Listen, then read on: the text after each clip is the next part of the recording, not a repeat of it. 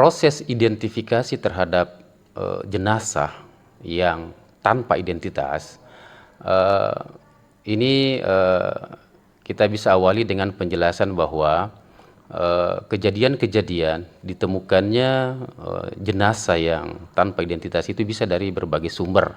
Yang pertama mungkin karena adanya penemuan jenazah oleh masyarakat ataupun petugas di suatu tempat yang ditemukan dalam keadaan terjadi sesuatu kepada yang bersangkutan, sehingga ditemukanlah oleh petugas atau jenazah tersebut oleh masyarakat. Yang kedua, pada kasus-kasus terjadinya bencana yang mengakibatkan terjadinya jatuhnya korban meninggal terhadap kejadian tersebut. Dua kejadian ini biasanya kita menemukan jenazah yang sudah tidak bisa kita kenali secara visual.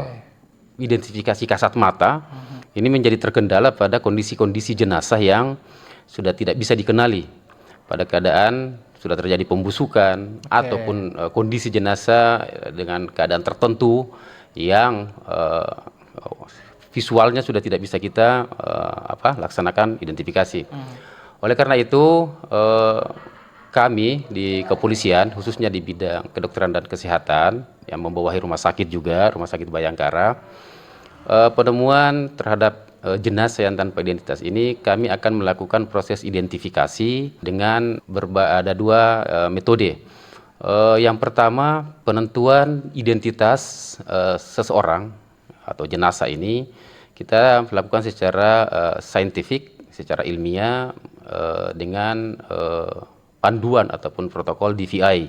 Dasar pelaksanaan identifikasinya yaitu kita mencari data primer dan data sekunder. Primary identification untuk data primernya adalah kita harus melakukan pemeriksaan. Yang pertama itu DNA yang bersangkutan, kemudian pemeriksaan sidik jari dan pemeriksaan dental record, rekam gigi. Yang gigi itu rekam gigi. Itu adalah data-data primer yang kita harus dapatkan, yang kita harus periksa. Selanjutnya itu bisa didukung dengan data-data sekunder. Data sekunder apa itu? Contohnya kita temukan properti yang melekat di korban atau jenazah tersebut. Ada juga tanda-tanda tambahan medis, misalnya ada bekas luka, ada tanda lahir, ada tato. Itu mempunyai makna-makna identifikasi yang cukup kuat. Itulah yang kami olah nantinya sehingga kita sampai pada suatu kesimpulan mendapatkan identitas seseorang. Ini memang memerlukan data pembanding, pembanding ya. Yang kita bahas yang pertama, DNA. Proses identifikasi dengan pengambilan sampel DNA kepada korban. Ini kan kita harus matchingkan dengan DNA kerabat keturunan langsungnya. Ke atas dan ke bawah. Ke atas berarti ayah dan ibunya, ke bawah berarti anaknya. Paling tidak harus ada dari saudara kandung laki-lakinya. Saudara kandung laki-lakinya. Itu proses untuk pencocokan DNA-nya. Selanjutnya untuk tapi saya kira untuk sekarang kita sudah alhamdulillah sudah sangat maju dalam hal DNA. Dari Puslapor sendiri sudah punya lab DNA tersendiri, kami juga di Pusdokes punya lab, sehingga proses pemeriksaan DNA itu bukan sesuatu yang rumit lagi, seperti kejadian yang kemarin, kami dapat informasi kerangka tulang, walaupun itu belum dipastikan itu manusia, kami sudah langsung berkoordinasi pemeriksaan DNA-nya. Kemudian untuk sidik jari, saya kira kita juga sudah sangat berkembang untuk sidik jari ya, alhamdulillah. Sidik jari itu database sidik jari saya kira sudah terekam dengan baik melalui KTP kita. Kemudian yang terakhir dental record, betul ini memang memerlukan data pembanding. Maksudnya seperti ini,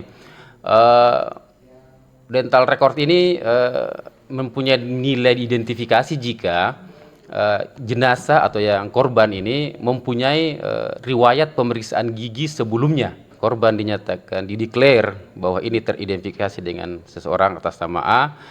Syaratnya adalah terpenuhinya 1 data primer plus 2 data sekunder. Oh, oke. Sesuai dengan protokolnya, demikian. Kejadian-kejadian yang menimbulkan korban, di mana korbannya itu pada kondisi, pada keadaan yang tidak bisa teridentifikasi. Beberapa kejadian itu kita sebutkan, misalnya contohnya ada kejadian kebakaran, di mana kondisi, mohon maaf ya, kondisi jenazah sudah dalam keadaan terbakar, Betul. sehingga tersisa kondisi jenazah yang sudah dalam tanda kutip ya sudah tidak layak seperti itu. Betul. Ya pada kejadian penemuan jenazah yang sudah berbulan-bulan, yang dimana sudah terjadi proses pembusukan jenazah, nah itu sudah pasti akan sulit untuk diidentifikasi. Pada kasus-kasus seperti ini, disinilah fungsi dan pekerjaan daripada tanggung jawab daripada tim identifikasi yang ada di kepolisian, utamanya yang menjadi bidang kami di bidang kedokteran dan kesehatan. Salah satunya adalah itu. Identifikasi identitas seseorang itu sangat diperlukan sih. Yang paling populer sekarang ya implikasi karena asuransinya itu. Hampir semua orang sudah ada asuransinya. Betul. Dan pihak asuransi dalam hal klaim asuransinya syarat utamanya identitas seseorang harus betul-betul pada identitas yang tepat, termasuk juga implikasi hak asasi manusia. Ya, kita harus perlakukan jenazah ya dengan pantas, dengan layak. Bagaimana selanjutnya jika ini sudah ditemukan banyak jenazah yang tidak teridentifikasi? Di sini tugas kami sampaikan tadi, untuk memproses identifikasinya itu kami punya unitnya di Bidokes Polda, di Bidokes, untuk melaksanakan identifikasi. Untuk skala besar yang saya tadi sebutkan tadi, ini menjadi tugas daripada ada satu tim namanya tim DVI Polda Sulawesi Utara. Teknik identifikasi terhadap korban yang tanpa identitas saat ini sudah berkembang maju, sudah didukung dengan teknologi, sehingga penanganan korban penanganan korban yang tanpa identitas ini saat ini sudah semakin baik. Kemudian kami menganjurkan saran kepada masyarakat, bukan berharap ada bencana, bukan berharap, cuman ketika ada pemeriksaan, salah satu data primer yang bisa diusahakan itu adalah pemeriksaan dental record. Jadi mudah-mudahan kalau ini sempat-sempatkan bisa ke dokter gigi mengambil data dental recordnya. Kita tidak sekali lagi tidak berharap ada bencana, cuman itu adalah salah satu data primer yang sangat kita butuhkan dalam proses identifikasi. Demikian.